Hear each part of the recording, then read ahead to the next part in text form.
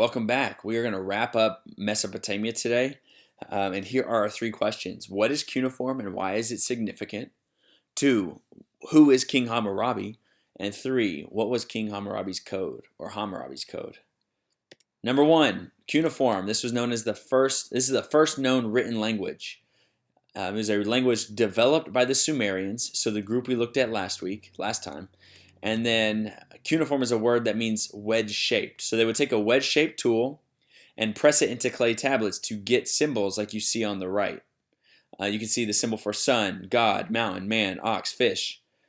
And then here's a real example of cuneiform. You can see how they've pressed it into this clay tablet to create symbols that then communicate meaning. So you're looking at your notes. Number 1, cuneiform was the first written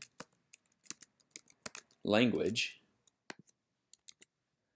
Cuneiform was developed. Number 2, it was created by the Sumerians.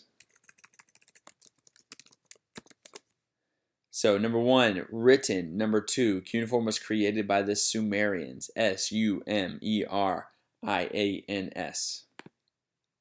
So that's our first question. What was cuneiform? Number 2, King Hammurabi. Hammurabi was the king of Babylon. Babylon is this region here, or this area in purple. It too, if you can remember, it too is within Mesopotamia. So you see Sumer down here. Babylon is this city just north of Sumer, but you should still notice you've got the Euphrates here and the Tigris, so we're still in Mesopotamia. Babylon was a city-state in Mesopotamia. Hammurabi became king in the year 1792 BC or BCE.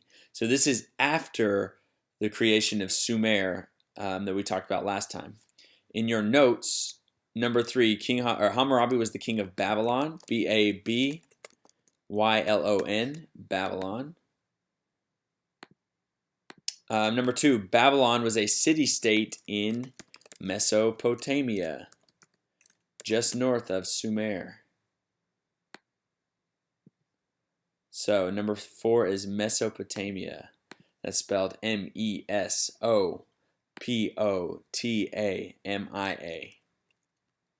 And so King Hammurabi became famous because of what became known as Hammurabi's Code.